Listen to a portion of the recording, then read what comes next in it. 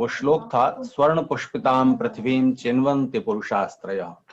ये पृथ्वी स्वर्ण के फूलों से भरी हुई है, अर्थात सब ओर समृद्धि फैली हुई है, सुख के साधन हर कदम पर विद्यमान है।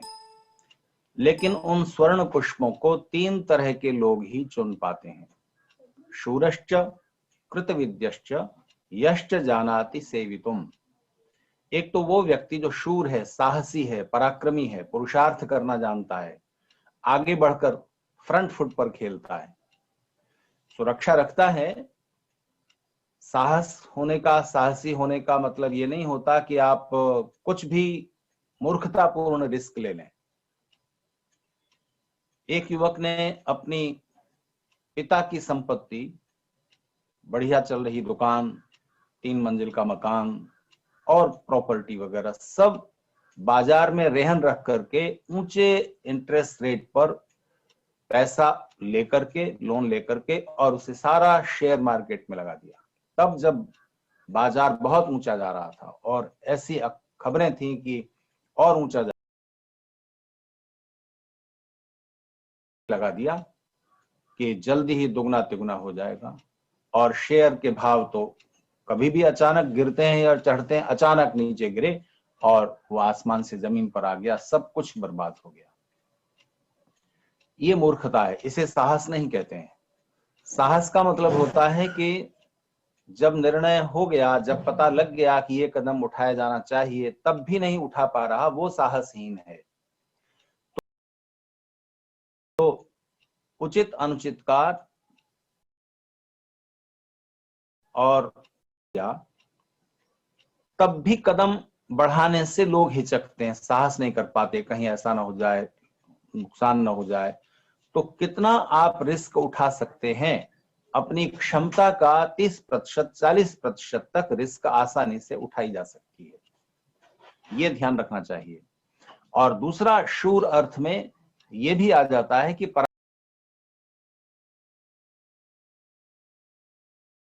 पराक्रम करना से यकीनी या छोटे मोटे डरों से विचलित होते हैं और कदम आगे नहीं बढ़ा पाते।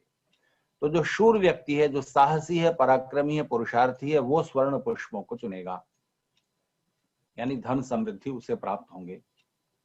दूसरा, जिसके पास कुछ हुनर है, कुछ कौशल है, कोई विद्या है, अगर वो किसी भी काम को ठीक से नहीं कर सकता कोई व्यक्ति, तो कैसे धन समृद्धि प्राप्त होगी? भले ही वो शूर कम हो, साहस कम हो, लेकिन अगर कृतविद्य है, उसके पास कुछ हुनर है, कोई कौशल है, तो उसके द्वारा उसे धन संपदाएं प्राप्त हो जाएंगी। तीसरा गुण है यश्च जानाति सेवितुम, जो सेवा करना जानता है। सेवा करने का अर्थ ये नहीं कि किसी के हाथ पैर दबा रहे हैं, आप कपड़े धो रहे हैं, कर रहे हैं। सेवा का अर्थ होता है कि आप लोगों की, समाज की परिस्थिति की परख रखते हैं और उस परिस्थिति के अनुरूप उस आवश्यकता को पूरा कर देते हैं, सर्विस दे देते हैं। पूरा जो बिजनेस है, पूरा जो व्यापार उद्योग जगत है, वो आखिर में क्या है? उसके जो मूल सूत्र हैं, उनमें से एक मूल सूत्र यही है कि जहां जिस वस्तु की, जिस सेवा की जरूरत है, वहां उस सर्विस को या उस वस्तु को आप उपलब्ध करा देते हैं। या सामने वाले व्यक्ति को अभी किस चीज की आवश्यकता है, उसकी आप आपूर्ति कर देते हैं और आप धनवान हो जाते हैं, लक्ष्मी समृद्धि आपका वर्ण करती है।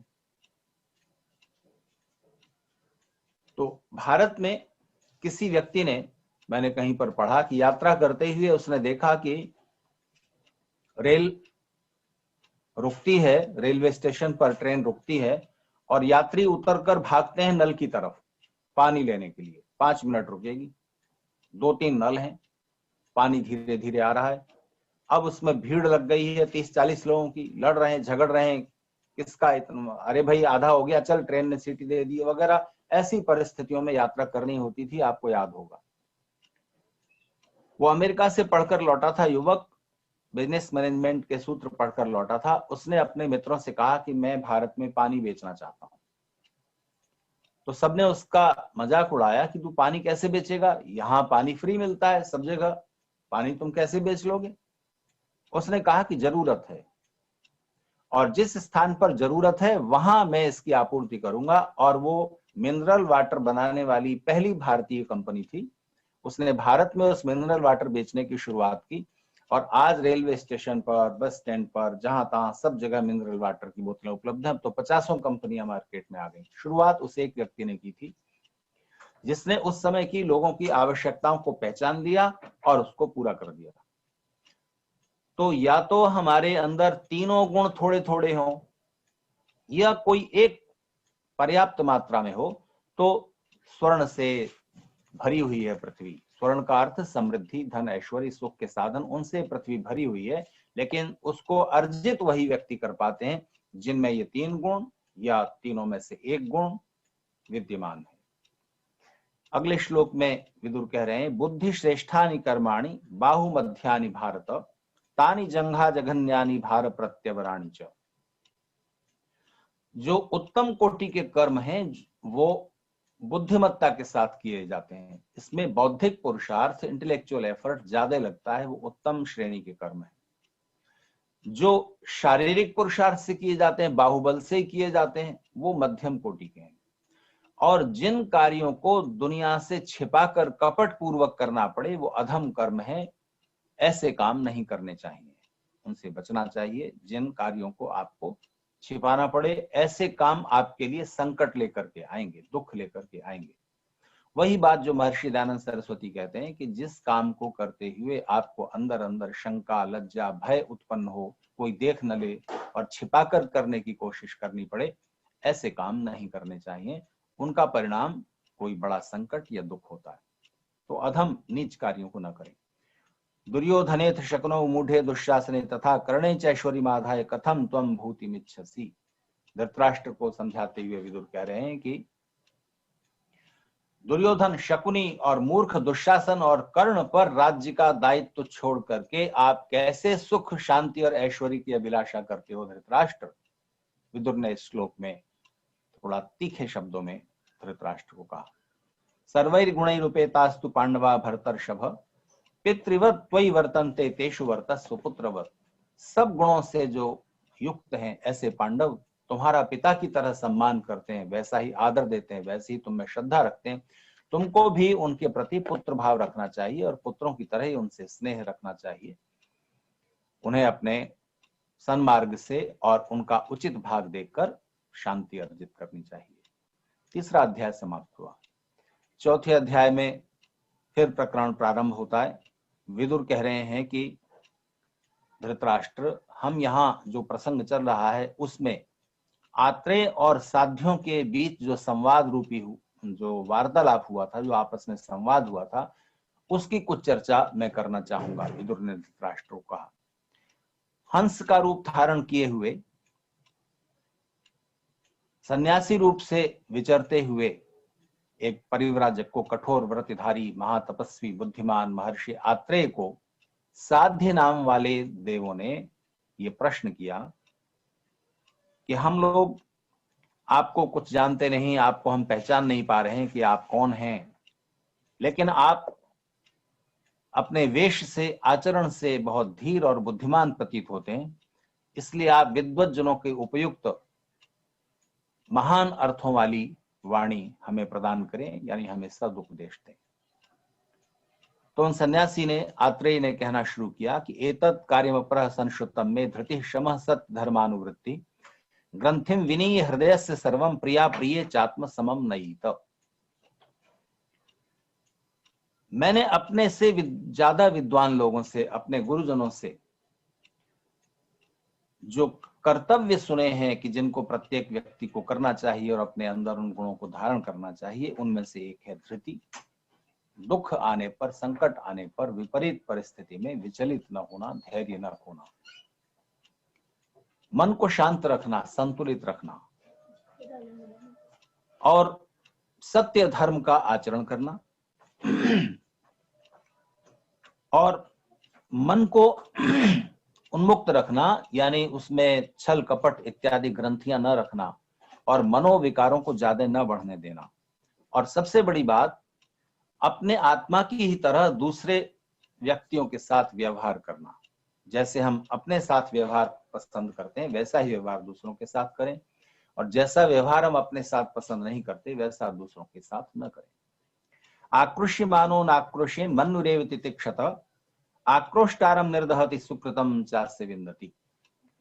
अगर किसी व्यक्ति पर क्रोध कर रहा है कोई दूसरा व्यक्ति, तो क्रोध करने वाले पर प्रति क्रोध ना करो, उसके प्रति और ज्यादा गुस्सा ना करो, उसे क्रोध कर लेने दो। क्रोध्यंतम प्रति न क्रुध्येत, क्योंकि उससे क्रोध ही बढ़ेगा, वैर बढ़ेगा, द्वेष बढ़ेगा। इसलिए थोड़ी देर शांत रहें और उसे आक्रोश प्रकट कर लेने दें। जो इतना धैर्यवान है व्यक्ति, उसको ये लाभ होता है कि वो शांत रहता है, प्राप्त होता है, उसके कार्य बनते हैं, और जो आक्रोशता है वो जल भुन के अपने क्रोध की अग्नि से ही जलता है और दुख पाता है, संतप्त होता है। अगर क्रोध करना पड़े तो इस तरह करना जिसका नाम मन्यु है, उचित कारण से, और प्रतिकार हो सके, बचाव हो सके, तब आवश्यक हो जाए, क्योंकि नीतिकारों ने सबसे पहले शांति से अपने कार्य सिद्ध करने की नीति को सबसे प्रमुखता दी है। इसके बाद दूसरे व्यवहारों का नंबर आता है। नाक्रोशी स्यान नावमानी परस्य मित्रद्रोही नोतनी चोपसेवी न चाभिमानी न च हीन वृत्तो रूक्षाम वाचम रुषतिम वर्जयित। दूसरों को बुरा भला न कहने वाला, दूसरे का अपमान न करने वाला, और मित्रों के साथ द्रोह न करने वाला, नीच पुरुष की सेवा न करने वाला। नीच पुरुष का मतलब किसी जाति और दरिद्रता इत्यादि से नहीं है, जिसके गुण ठीक नहीं है, जो दुष्चरित्र है, ऐसा नीच व्यक्ति, उसके साथ उठना बैठना है, उसकी सेवा न करने वाला, उसका सेवन न करने वाला, उससे निकटता न करने वाला, अभिमान न करने वाला, नीच आचरण न करने वाला, और रूखी कठोर दूसरों को तकलीफ पहुंचाने वाली वाणी न बोलने वाला। ऐसा व्यक्ति बुद्धिमान है और वही जीवन में सफल होता है और स्वर्ण से पुष्पित इस पृथ्वी से स्वर्ण पुष्पों को चुनता है। मर्माण्य स्थिन हृदय तथा सून रूक्षा वाचो निर्दहंती पुंसाम तस्माद वाचम उशति मुग्र रूपाम धर्मारामो नित्यशो वर्जेतीयत। अब अगले 2-3 श्लोकों में विदुर वाणी की कठोरता से बचने का उपदेश कर रहे हैं। रूखी कठोर पीड़ा पहुंचाने वाली वाणी मनुष्य के मर्म स्थान को भेदती है, सामने वाले जिससे कठोर वाणी बोली जा रही है। इसलिए धर्मानुरागी मनुष्य को चाहिए कि वो पीड़ा पहुंचाने वाली वाणी का व्यवहार छोड़ दे। मनुष्यों के मध्य मर्मांतक पीड़ा देने वाले, कठोर रूखी वाणी बोलने वाले और वाणी रूपी कांटों से दूसरों के हृदय को छेद देने वाले व्यक्ति महादरिद्री होता है, क्योंकि लोग उससे कटते हैं, उससे बातचीत करना भी पसंद नहीं करते, उसके मित्र और सहयोगी निरंतर कम होते जाते हैं, और इस तरह वो पतन की ओर, दुख की ओर बढ़ता है। यदि संतम सेवति यद्य संतम तपस्विनम यदि वास्तेनमेव वासो यथा रंग वशम प्रयाति तथा स तेषां वशमभ्युपैति। तथा स तेषां वशमभ्युपैति, इसमें विदुर ये कहना चाह रहे हैं कि जो व्यक्ति जिस तरह के लोगों के साथ रहता है वैसा ही उसका व्यवहार हो जाता है। कठोर वाणी बोलने वालों के साथ रहोगे तो आपके वाणी का व्यवहार भी वैसा होने लगेगा। केवल वाणी ही नहीं, हर सत असत व्यवहार में ये सावधानी रखनी चाहिए कि आप जैसे लोगों का संग कर रहे हैं वैसा प्रभाव आपके चित्त और आपके व्यवहार पर पड़ेगा। जैसे जिस रंग वाले कपड़े के साथ आप सफेद रंग वाला कपड़ा रख देते हैं तो उस रंग का प्रभाव उस पर पड़ता है। तो जो रंग प्रभावशाली होता है वो दूसरे वस्त्र को अपने रंग में ले लेता है।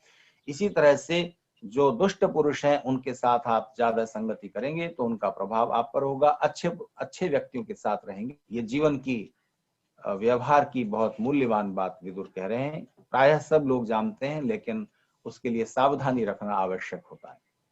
अतिवादम न प्रवदेन न वादयेत यो न हतः प्रतिहन्यान न घातयेत हंतुम चयो नेच्छति पापकम वै तस्मै देवा स्पृहन त्यागताय। किसी की निंदा नहीं करनी चाहिए। निंदा का अर्थ ये नहीं होता कि किसी की गलत बातों की चर्चा आप न करें। निंदा का अर्थ होता है गुणों में दोषों का आधान, गुणों को भी गलत कह करके और गलत तरीके से, और गुणी व्यक्ति की भी निंदनीय व्यक्ति के रूप में चर्चा करना, ये निंदा होता है। तो किसी की इस तरह निंदा करे और न दूसरों से करवाए। और दूसरों से अगर किसी ने आपका नुकसान कर दिया है, किसी से ताड़ित हुए हैं, तो भी शांति बना करने वाला है वो अपने जो आपको दुख पहुंचाने की कोशिश कर रहा है वो आप केवल उसका प्रतिरोध करें, उसको मारने की या उसको हानि पहुंचाने की कोशिश करना आवश्यक नहीं है। वो बहुत बाद की स्थिति होती है।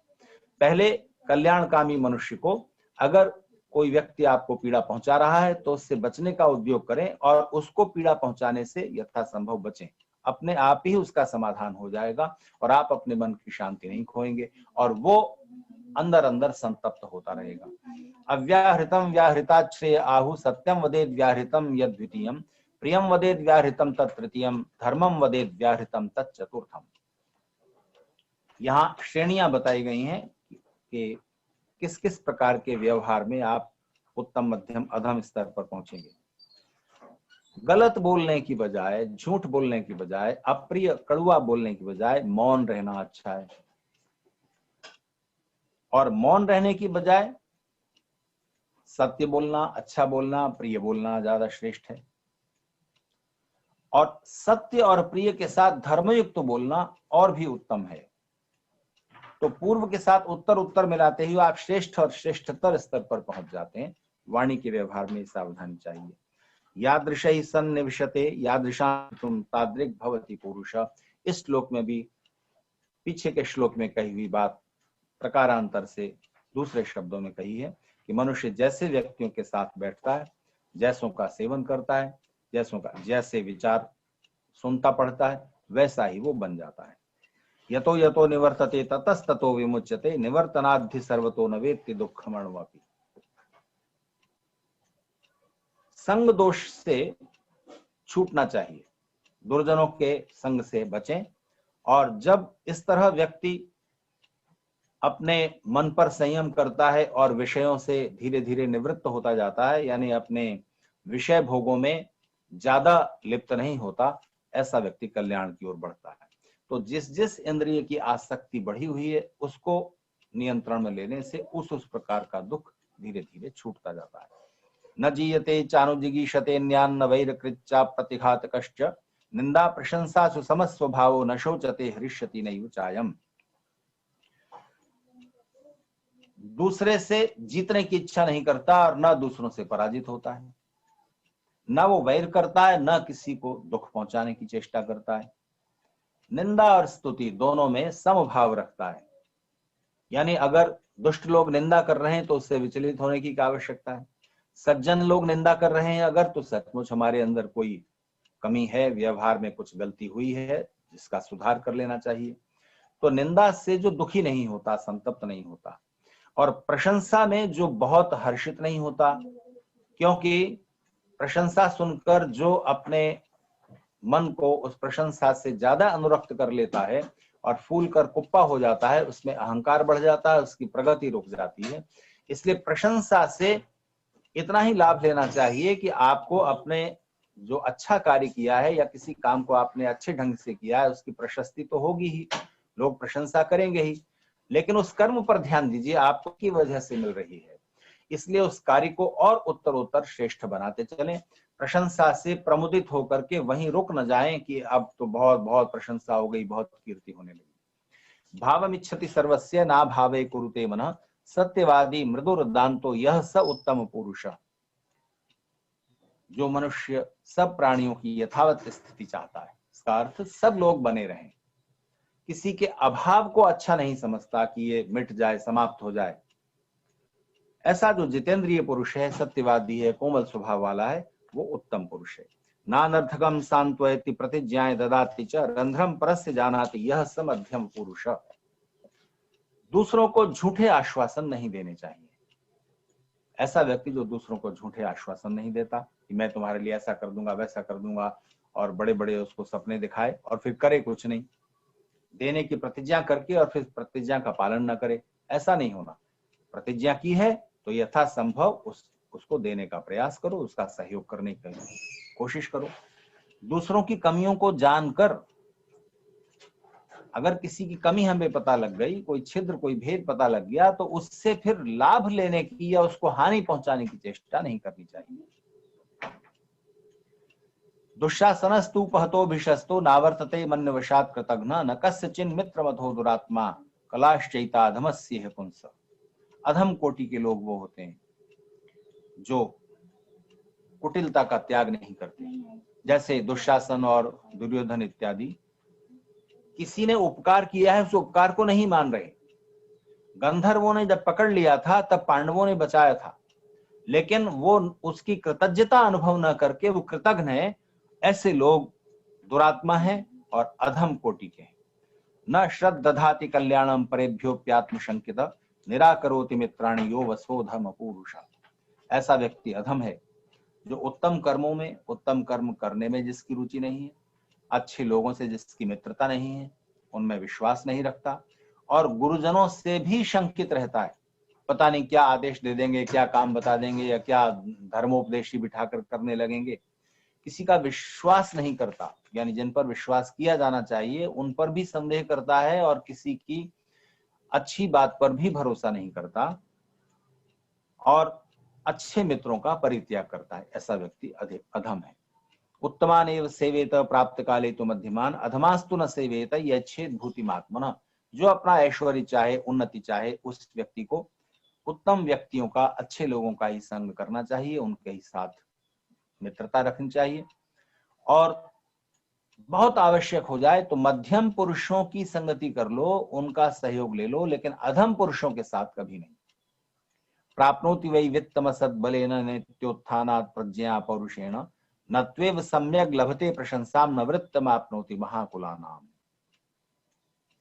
अगर कोई गलत उपायों से धन समृद्धि अर्जित कर लेता है, चोरी करके, छल कपट, बेईमानी से, तो वो धन तो प्राप्त कर लेगा, लेकिन उस धन से उसको उत्तम लोगों की प्रशंसा प्राप्त नहीं होगी। नीच लोग भले उसकी प्रशंसा करें, अधम लोग भले उसकी प्रशंसा करें, ऐसा उसे प्राप्त नहीं होगी। और इसके अलावा महाकुलेभ्यः स्पृहन्ति देवा धर्मार्थ नित्याश्च बहुश्रुताश्च पृच्छामि त्वां विदुर प्रश्नमेतं भवन्ति वै कानि महाकुलानि।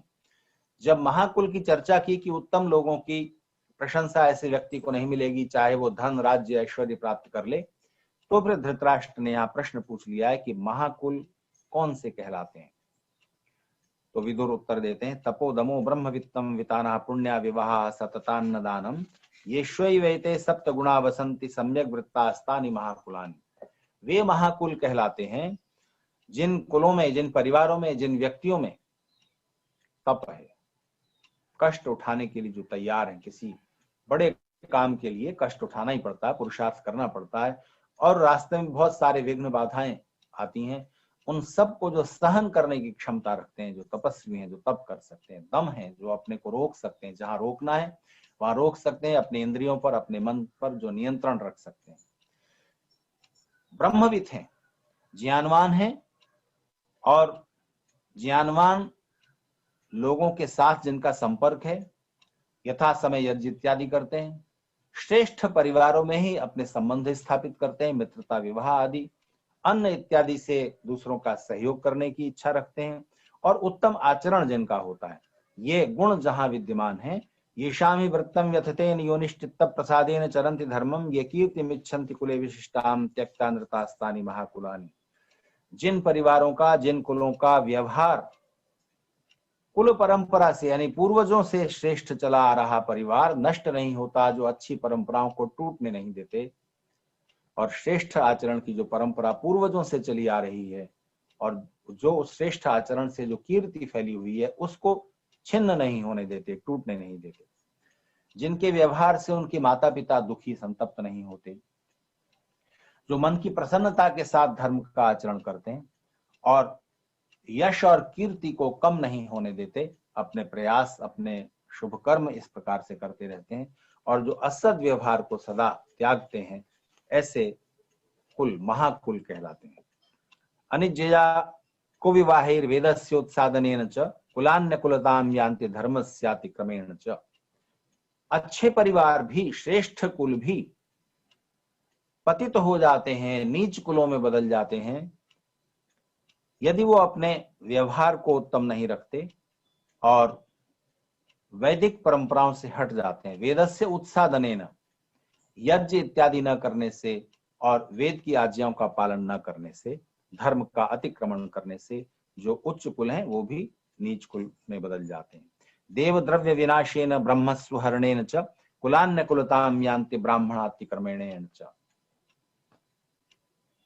विद्वानों सज्जनों के उपदेशों का जो अतिक्रमण करते हैं, उनके स्वत्व का हरण करते हैं, उनकी वाणी को रोकने का प्रयास करते हैं, और जो सबके उपयोग के लिए, सबकी भलाई के लिए, दैवी कार्यों के लिए जो द्रव्य इकट्ठा हुआ उसको भी नष्ट भ्रष्ट करना चाहते हैं, उसमें से भी भ्रष्टाचरण से धन अर्जित कर लेना चाहते हैं। ऐसा जब व्यवहार होने लगता है तब फिर ऐसे कुल नीच हो जाते हैं, चाहे व्यक्ति हो या व्यक्तियों का समूह, परिवार। ब्राह्मणानाम परिभवात परिवादाच्च भारत कुलान्य कुलताम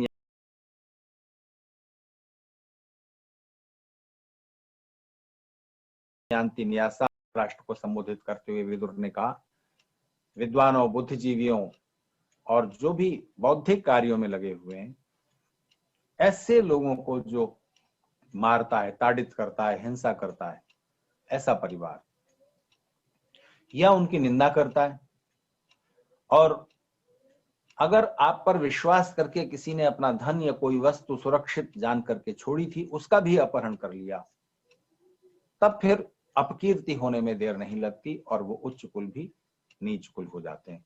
प्रकारांतर से इशारे में धृतराष्ट्र को ये समझाया है विदुर ने इस प्रकार से कि दुर्योधन जो है वो भी अच्छे अपने भाइयों का, सज्जनों का स्वत्व हरण कर रहा है, उनकी निंदा कर रहा है और उनके राज्य को हड़प लेना चाह रहा है। कुलानि समुपेतानि गोभी पुरुषतोर तथा कुल संख्याम न गच्छन्ति यानि हीनानि वृत्ततः।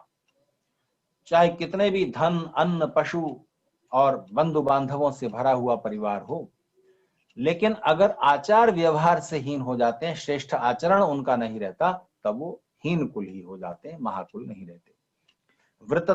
वृत्ततस्त्वहीनानि कुलान्यल्पधनान्यपि कुल संख्याम च गच्छन्ति कर्षन्ति च महद्यशः। चाहे उनके पूर्वज उतने धनवान न रहे हो और ये लोग भी चाहे धनवान न हो, इनके पास बहुत ऐश्वर्य न हो, लेकिन फिर भी अगर उनका आचरण श्रेष्ठ है, व्यवहार श्रेष्ठ है, तो अपने आचरण के कारण ही वे उच्च कुल में, श्रेष्ठ कुल में परिणत हो जाते हैं। वृत्तम यत्नेन संरक्षेत वित्तमेति च याति च अक्षिणो वित्ततः क्षीणो वृत्ततस्तु हतो हतः। विदुर नीति के श्लोक को हमारे जो भी उपदेशक रहे हैं पुराने, उन्होंने इसको बहुत महत्व दिया है और ये श्लोक विदुर नीति से निकलकर बहुत प्रसिद्ध हो गया है।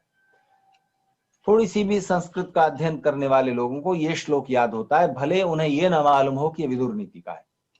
विदुर इसमें कह रहे हैं वृत्तम यत्नेन संरक्षेत वित्तमेति च याति च। दो चीजें, वित्त और वृत्त, केवल एक मात्रा का अंतर है।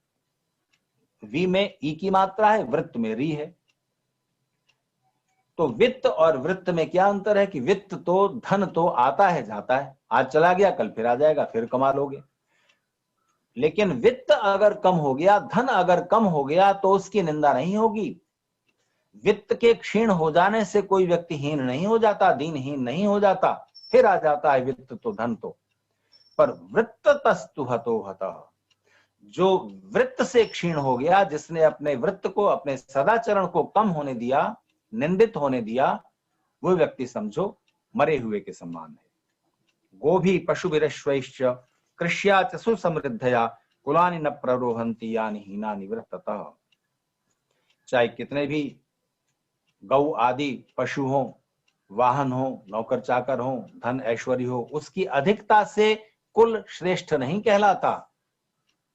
उत्तम कार्यों से श्रेष्ठ होता है और उत्तम कार्यों के न करने से हीन हो जाता है। मानः कुले वैरकृत कश्चिदस्तु राजा मात्यो मा परस्वापहारी मित्रद्रोही नैकृतिको नृति वा पूर्वाशी वा पितृदेवातिथेभ्य। विदुर कह रहे हैं कि हमारे कुलों में, श्रेष्ठ कुलों में कोई भी आपस में वैर करने वाला ना हो, जिस तरह से दुर्योधन आपस में वैर कर रहा है अपने भाइयों से। हमारे कुल में कोई भी आपस में शत्रुता करने वाला ना हो, द्वेष करने वाला ना हो। और हमारे कुलों में अगर कोई राजा या अमात्य है तो वो जनता का या दूसरों का द्रव्य, उनका धन अपहरण करने वाला न हो, मित्र के साथ द्रोह करने वाला न हो, कपटी न हो, झूठ बोलने वाला न हो, और पितरों, देवों, अतिथियों से पहले भोजन करने वाला न हो।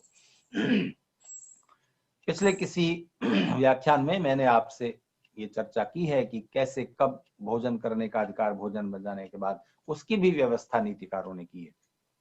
तो पितरों से, देवों से, अतिथियों से पहले भोजन करने वाला, झूठ बोलने वाला, कपट करने वाला, मित्र के साथ द्रोह करने वाला, दूसरों का धन अपहरण करने वाला, आपस में ही शत्रुता, द्वेष करने वाला हमारे परिवार में कोई ना होवे, ऐसा प्रयास करना चाहिए, तो कुल श्रेष्ठ होता रहेगा। यश्चनो ब्राह्मणान हन्यात, यश्चनो ब्राह्मणान दुषेत, ननः समितिम गच्छेद, यश्चनो निर्वपेत कृषिम।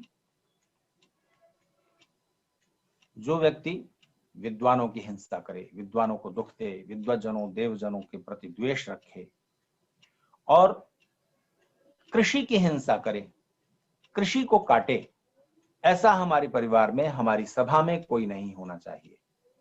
कृषि का अर्थ है कर्षण, कृषि का अर्थ है पुरुषार्थ। जो कुछ भी प्राप्त होता है मनुष्य को, कृषि से प्राप्त होता है। इसलिए दो धाराएं हैं जीवन की, दो जीवन शैलियां हैं, एक वो जो कृषि के विरुद्ध है और एक वो जो कृषि के अनुकूल है। तो कृषि का विरोध करने वाला, कृषि को काटने वाला, कृषि को नष्ट करने वाला कोई हमारे परिवार में, हमारी सभा में, हमारी समिति में नहीं होना चाहिए।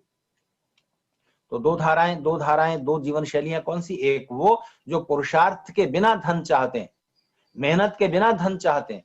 ऐसे लोग या तो चोरी करेंगे या जुआ वगैरह खेलेंगे कि ऐसे ही प्राप्त हो जाए, जुआ खेल के, लॉटरी से, इससे उससे, इस तरह की प्रवृत्ति करेंगे और मेहनत नहीं करना चाहेंगे। कृषि में तो पुरुषार्थ लगेगा। कृषि का मतलब ही है कर्षण, पृथ्वी को कर्षित करके ही, उसका कर्षण करके ही पृथ्वी के ऊपर अन्न उपजता है और पृथ्वी के अंदर जो संपदा छिपी हुई है, स्वर्ण से लेकर जो भी अयस्क हैं और जो भी पेट्रोलियम से लेकर यूरेनियम तक आज के संदर्भ में, वो सब कर्षण से ही प्राप्त होते हैं। और जो उसका विरोधी है, पुरुषार्थ नहीं करना चाहता, बल्कि जो पुरुषार्थ कर रहे हैं उनके मार्ग में भी बाधा पहुंचाता है, ऐसा व्यक्ति हमें नहीं चाहिए, ना हमारी सभा में, ना हमारे समाज में, ना समिति में, ना परिवार में। क्योंकि ऐसे लोगों की भरमार होने से समाज भी निकृष्ट हो जाएगा, पतन की ओर जाएगा, और परिवार भी। सज्जन लोगों के, अच्छे परिवारों के साथ धन ना भी हो तो भी ये चार चीजें वहां जरूर मिलेंगी। अगर वो बहुत ऐश्वर्यशाली नहीं है, फिर भी वो अच्छे हैं, सज्जन हैं, श्रेष्ठ कुल के हैं, तो वहां चार चीजें निश्चित रूप से होंगी, वो कभी नष्ट नहीं होती। वो है तृणानि, कुछ तो फल फूल, साग सब्जी कुछ तो होगी ही जो आप किसी के सत्कार में अर्पित कर सके, भोजन के रूप में। आइए बैठिए, बैठने के लिए कहना, अगर बैठने के लिए कुछ नहीं है, सोने के लिए कुछ नहीं है, तो भूमि तो है, साफ सुथरी भूमि तो है, कुटिया के अंदर, झोपड़ी के अंदर भी पानी है।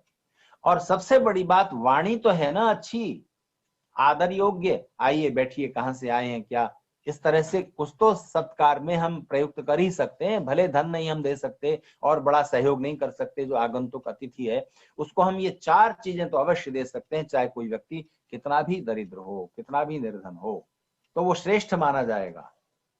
और धन ऐश्वर्य होते हुए भी इन चारों में से सत्कार का कोई भी वाक्य आपके मुख से ना निकला, कोई भी प्रयोग न हुआ सत्कार का, तो फिर हीन कुल है। श्रद्धया परया राजन उपनीतानि सत्कृत्यम प्रवृत्तानि महाप्राज्य धर्मिणाम पुण्य कर्मिणाम। हे राजन, हे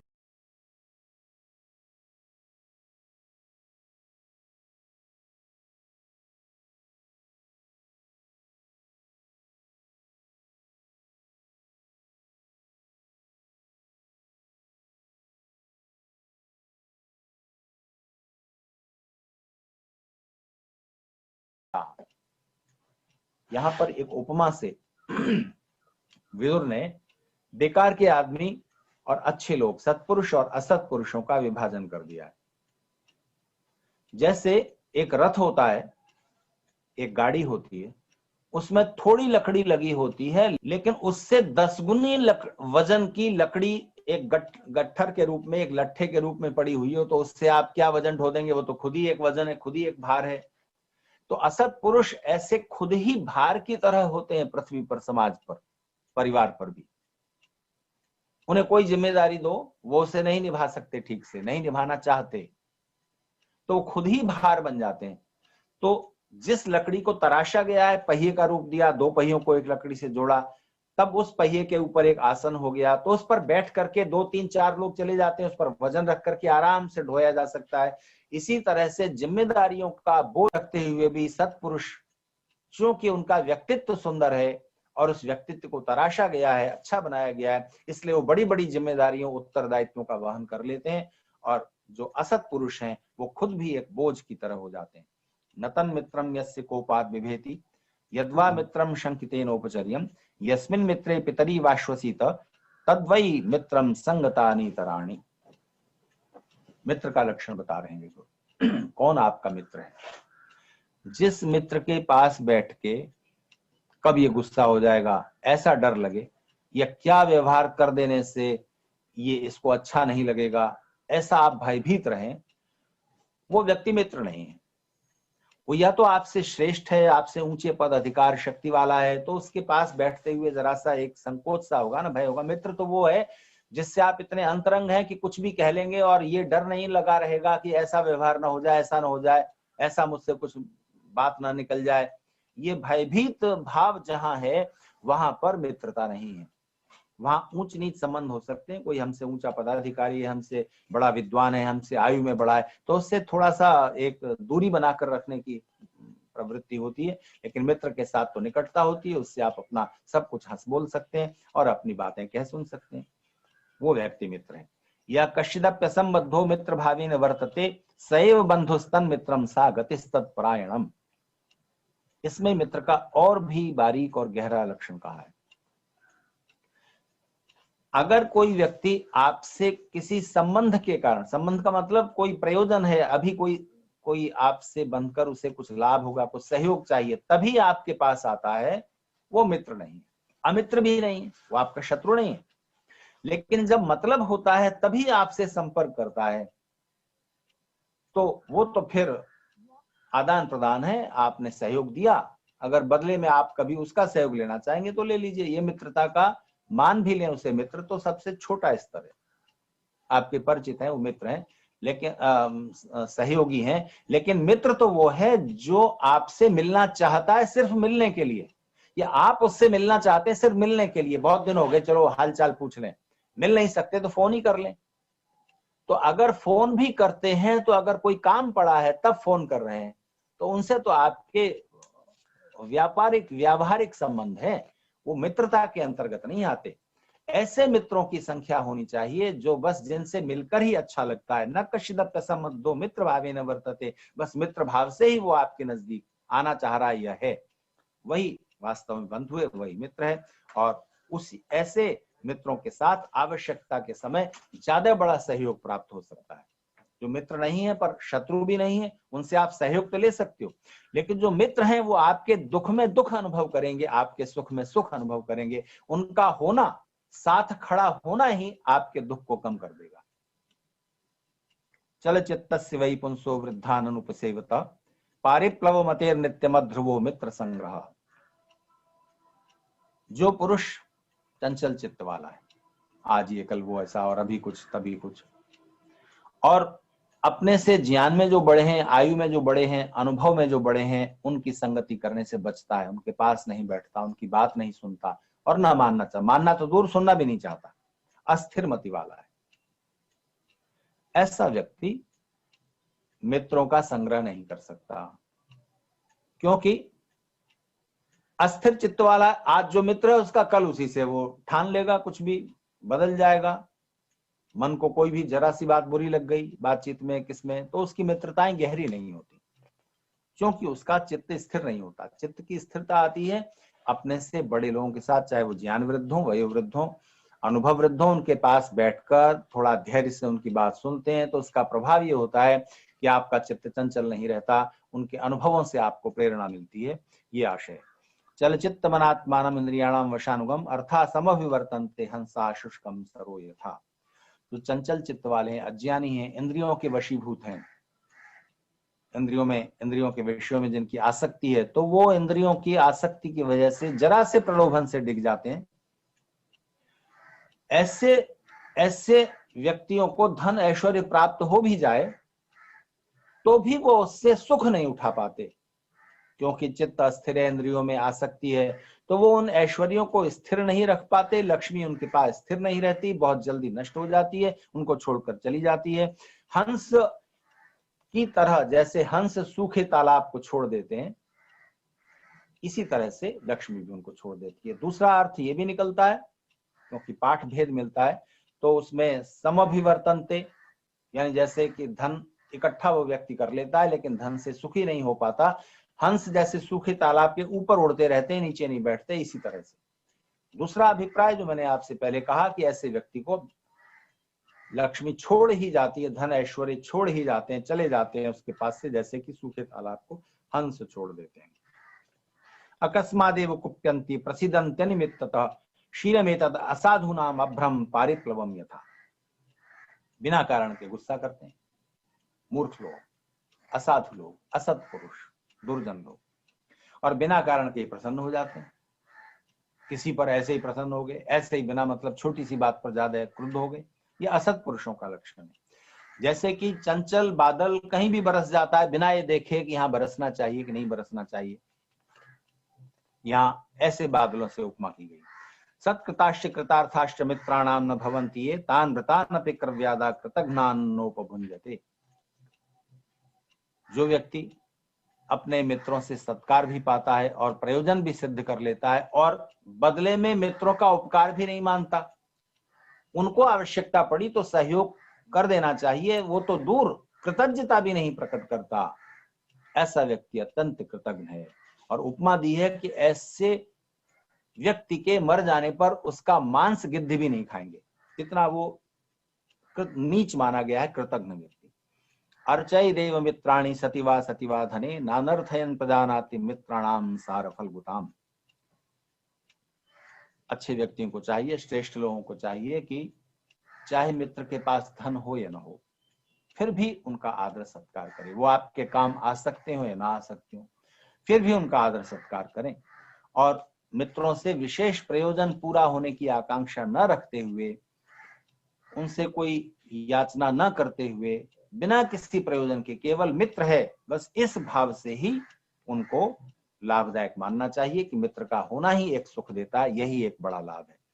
लोभी व्यक्ति को मित्र नहीं पसंद आएंगे इस तरह से, क्योंकि वो तो प्रयोजन सिद्ध होगा तभी किसी से मतलब निकल सकता होगा, तभी उससे सीधे मुंह बात करेगा, नहीं तो बात भी नहीं करना चाहेगा। तो ऐसे लोगों के मित्र भी नहीं होते, मित्र बनते भी हैं तो उसको शीघ्र छोड़ देते हैं। संतापात भ्रश्यते रूपम संतापात भ्रश्यते बलम संतापात भ्रश्यते ज्ञानम संतापात व्याधि मृच्छति। अगर मन में कोई संताप रहता है तो संताप की वजह से, उन मानसिक दुर्गुणों की वजह से, चाहे बाहर परिस्थिति में कोई दुख है या अंदर कोई संताप है जिस वजह से आपका चित्त संतप्त है, ऐसा व्यक्ति का रूप भी नष्ट होता है, ऐसे व्यक्ति का बल भी भ्रष्ट होता है, ऐसे व्यक्ति का ज्ञान भी छिप जाता है और उससे वो लाभ नहीं उठा पाता, और तरह तरह की व्याधियों को ऐसा व्यक्ति प्राप्त होता है। अनवाप्यम च शोकेन शरीरम चोपतप्यते अमित्राश्च प्रहिष्यन्ति मास्म शोके मनः कृथा। धृतराष्ट्र को समझा रहे हैं विदुर कि शोक मनाने से और संतप्त रहने से कोई इच्छित वस्तु प्राप्त नहीं होती, पुरुषार्थ करने से ही प्राप्त होती है, इसलिए चिंता करते रहने से कोई फायदा नहीं है। इस तरह अपने मन और शरीर दोनों को ही आप पीड़ित करेंगे। और शत्रु लोग ये जानकर कि आप चिंता से मग्न हैं, चिंता में डूबे हुए हैं, शोक मग्न हैं, उसको शोक कर रहे हैं कि ये ना हो गया, ऐसा नहीं कर लेता, ऐसा कर लिया, इससे गड़बड़ हो गई, ऐसा सोच सोचकर आप सिर्फ अपना दुख बढ़ाएंगे और लाभ नहीं होगा, और इच्छित जो लक्ष्य है वो प्राप्त नहीं होगा। पुनर्नरो म्रियते जायते च पुनर्नरो हीयते वर्धते च पुनर्नरो याचति याचते च पुनर्नरः शोचति शोच्यते च। ये तो आवागमन लगता रहता है, धन समृद्धि आती है जाती है, मनुष्य मरता भी है, फिर से जीवित होता है, फिर जन्म होता है, मनुष्य हीन अवस्था को प्राप्त होता है लेकिन फिर बढ़ भी जाता है, फिर से उन्नति हो जाती है। इसलिए निराश नहीं होना चाहिए। सुखम च दुखम च भवा भवौ च लाभा लाभौ मरणम जीवितम च पर्यायशः सर्वमेते स्पृशन्ति तस्मात् धीरो न च हृष्येन्न शोचे। मनुष्य को न अति प्रसन्न होना चाहिए, न अधिक दुखी होना चाहिए, न अधिक शोकमग्न होना चाहिए, क्योंकि सुख और दुख, जन्म मृत्यु, लाभ हानि, ये सब आते जाते रहते हैं क्रम से। कभी सुख आएगा तो फिर उसके बाद दुख आएगा, तो कभी उन्नति होगी तो कभी अवनति होगी।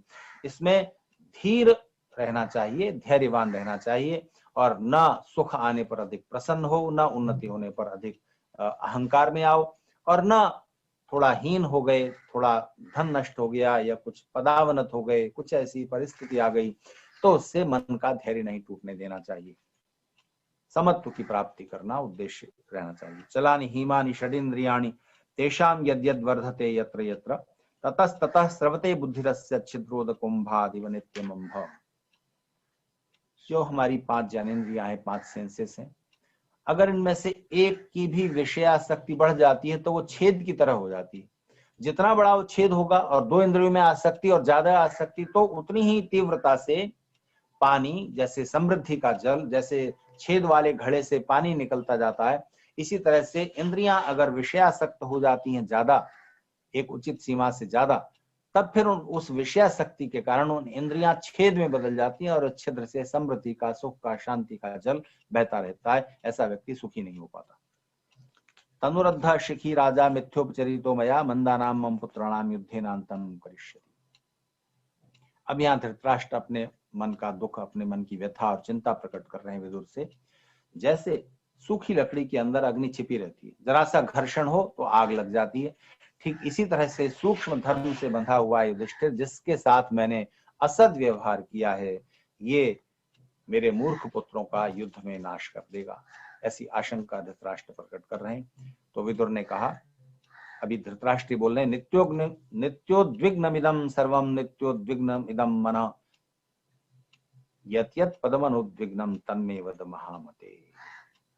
हे महामति विदुर, मुझे वो रास्ता बताओ जिससे मैं भय और पीड़ा से, इस चिंता से, शोक से ऊपर आ जाऊं।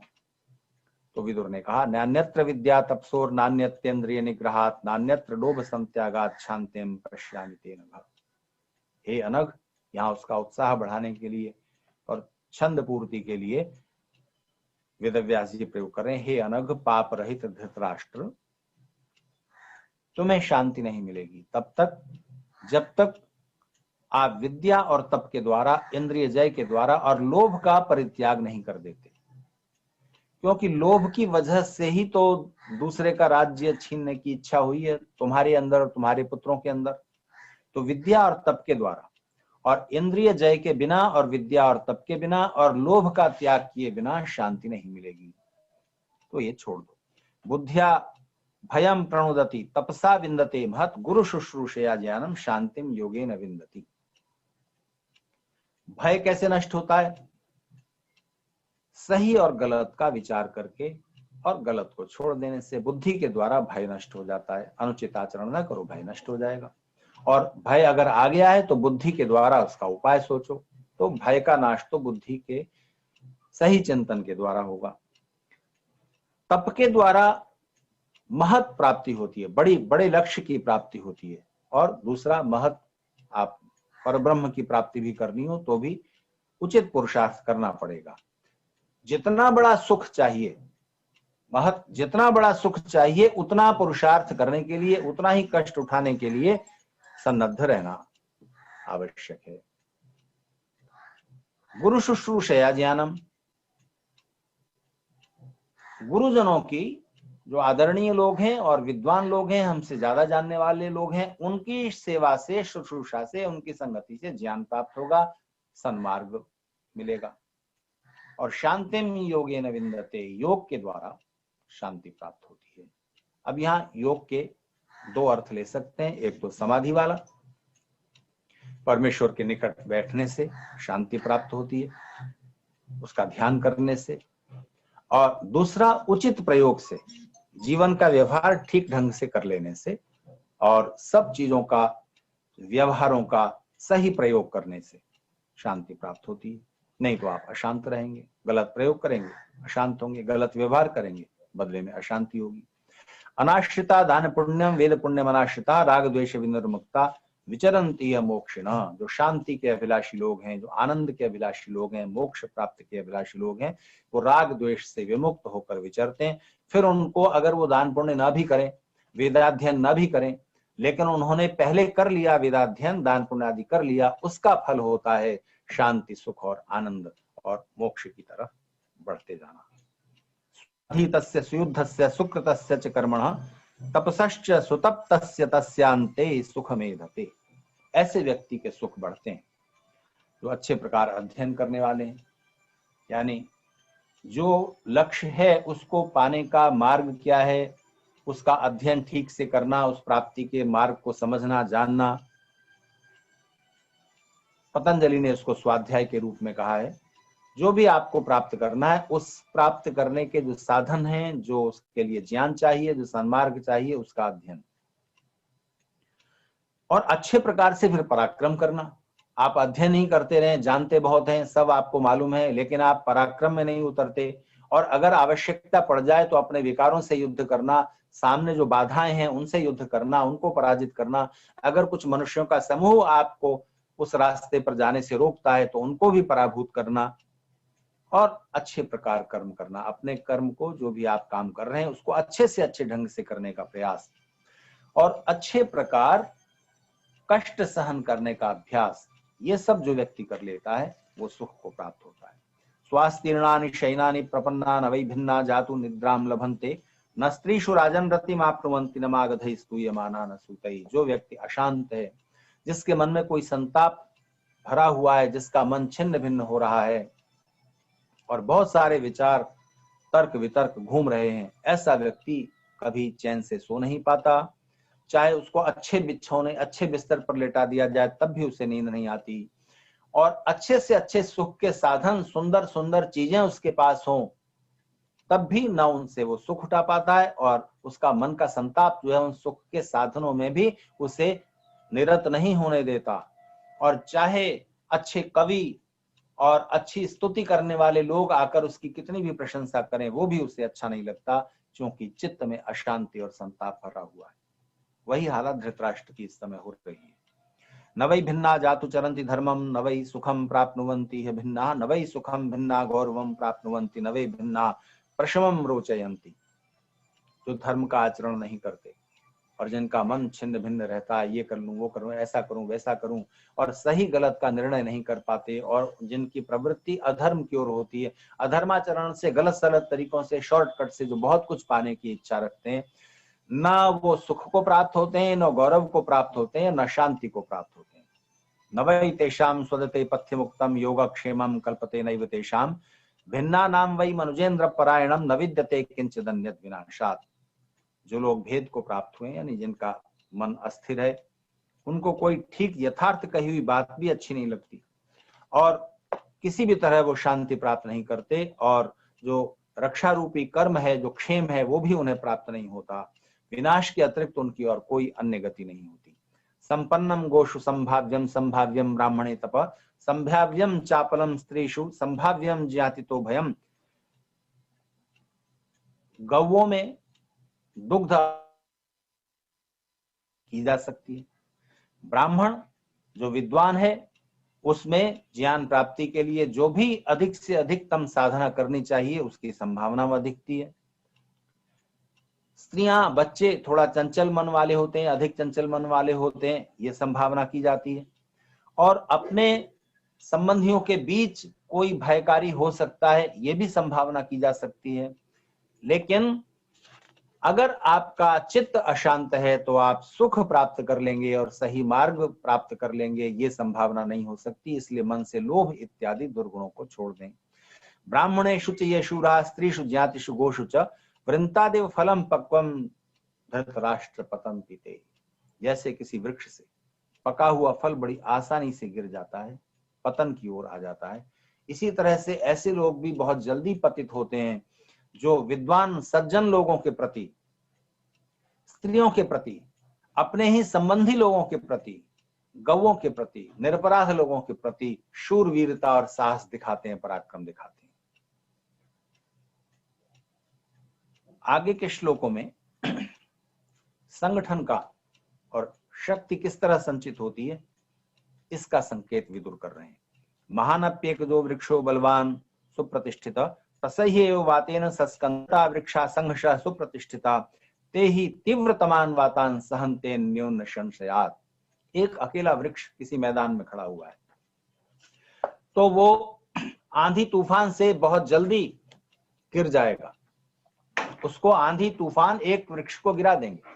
लेकिन 10 वृक्ष आपस में नजदीक नजदीक खड़े हुए हैं तो एक दूसरे का बल उनका जुड़ जाता है और बड़े से बड़ा आंधी और तूफान उनमें से किसी भी वृक्ष को हिला नहीं पाता, समाप्त नहीं कर पाता, गिरा नहीं पाता।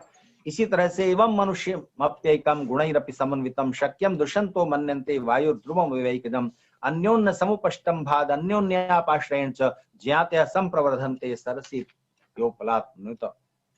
अनेक गुणों से युक्त बलवान पुरुष, बहुत गुणवान भी है, बलवान भी है, पर अकेला है, वो शत्रुओं के द्वारा पराजित हो जाएगा। जैसे अकेला सुदृढ़ वृक्ष भी वायु के द्वारा, तेज आंधी के द्वारा गिरा दिया जाता है।